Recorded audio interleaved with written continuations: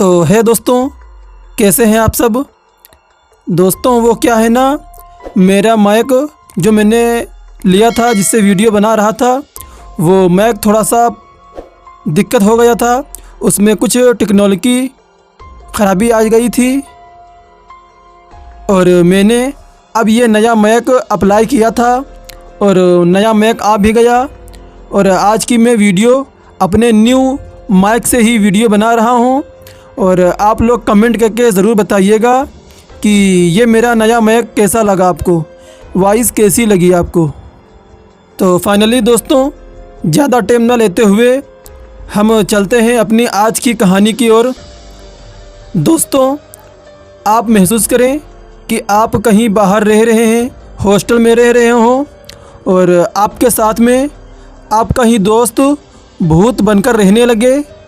और जब आप लोग जाने कि वो भूत है, हमारा दोस्त नहीं है, तो सोचिए आपके चेहरे के हाव भाव कैसे लगेंगे। जब आप भूत के साथ सोएंगे तो सोचिए आपको क्या होगा। तो इसी तरह की ये कहानी।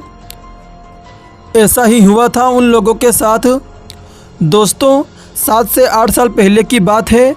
बिहार का एक लड़का यहाँ हॉस्टल में रहकर पढ़ाई करता था। वो बहुत ही मेधावी और मिलनसार था। हॉस्टल में उसके साथ रहने वाले अन्य बच्चे उसे दूबे भाई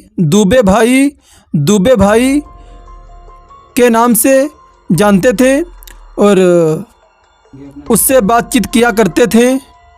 और फिर एक बार की बात है कि वो अपने बड़े भाई की शादी में दूबे भाई जाना चाहता था।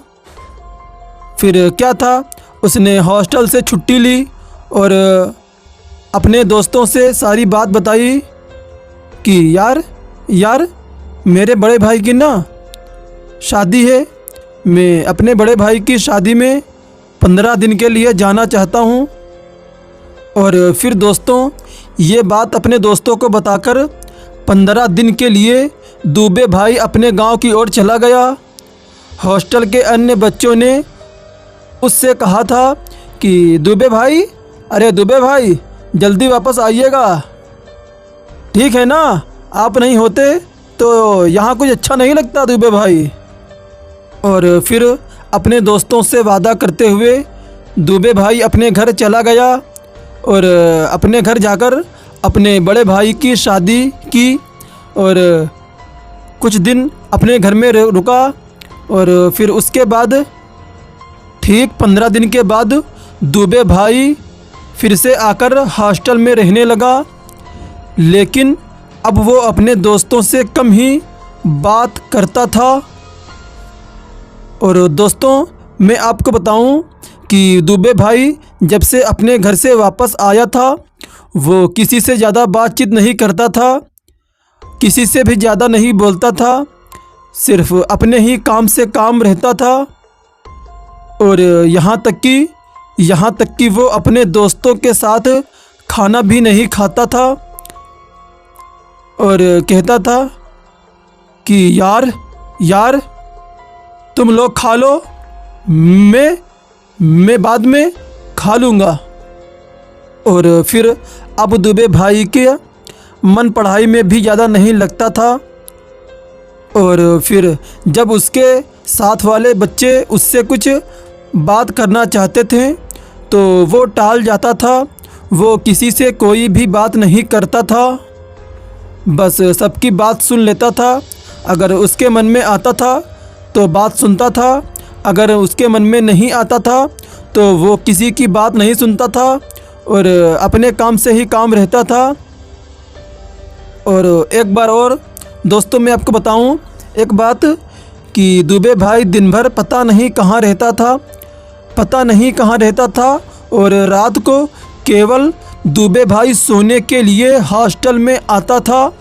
घर से हॉस्टल में आए उसे अभी 1 हफ्ता ही हुए थे कि एक दिन उसके घर वाले, यानी उसके मम्मी पापा और उसके घर वाले हॉस्टल में ही आए हुए थे और सबके चेहरे बहुत उदासीन थे। वो सारे लोग बहुत ही उदास थे कुछ ज़्यादा किसी से बोलते नहीं थे। और दुबे भाई के घर वाले आकर के बैठ गए। फिर एक लड़का दुबे भाई के मम्मी पापा को बताता है, अरे आंटी अंकल आप लोग आए हैं।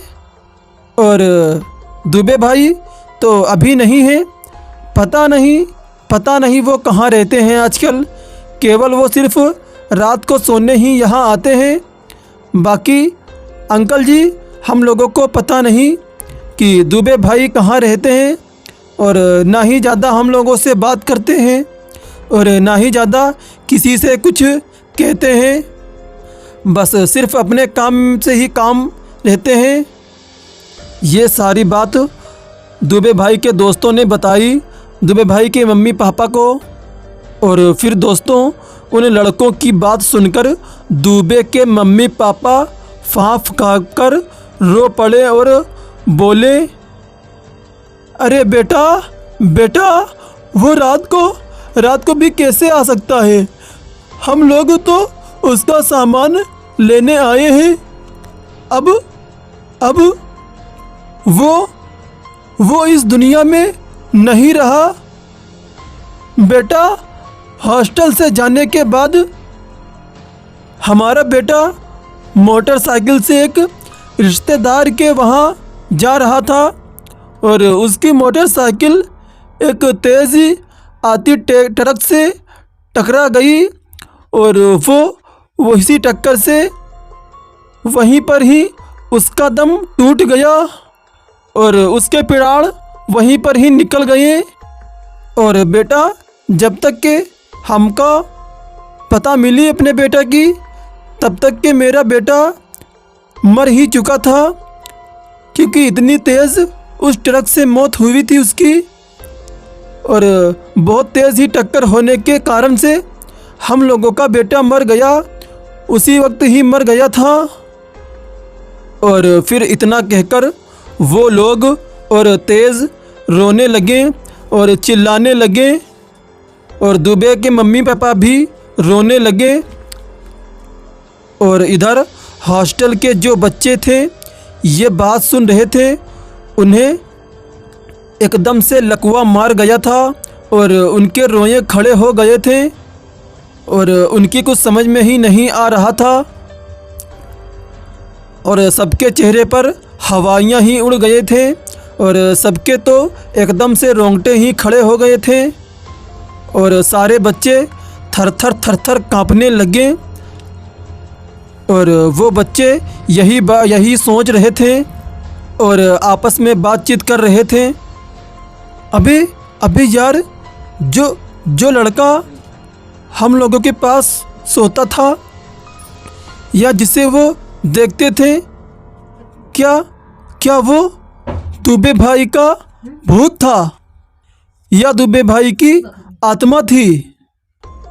और फिर सारे दोस्त दुबे भाई के डरने लगे। फिर दुबे भाई के मम्मी पापा ने सबको समझाया और समझा फुसलाकर दुबे भाई के मम्मी पापा चले गए उसका सामान लेकर।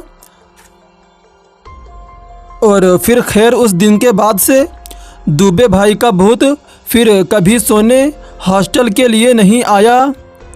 और जब उन दोस्तों ने देखा कि दुबे भाई का भूत यहाँ सोने नहीं आ रहा है, तो उनकी तो जैसे मानो जान में जान वापस आई। और कई महीनों तक हॉस्टल के सारे बच्चे खौफ में जीते रहे और दुबे भाई के रहने वाले कमरे में ताला मार दिया गया, ताले से उसको कमरे को लॉक कर दिया गया और दरवाजे पे लिख दिया गया, इस कमरे के अंदर आना सख्त मना है और इस कमरे से दूर रहें। और दोस्तों लोग कहते हैं कि दुबे भाई को अपने हॉस्टल से बहुत ही ज़्यादा लगाव था, इसीलिए वो दुनिया से जाने के बाद भी वो हॉस्टल का मुंह छोड़ ना सके। और वो कहते हैं ना कि आज भी जो बच्चे दुबे भाई के भूत के साथ सोते थे, वो बच्चे आज भी डरे सहमे ही रहते हैं।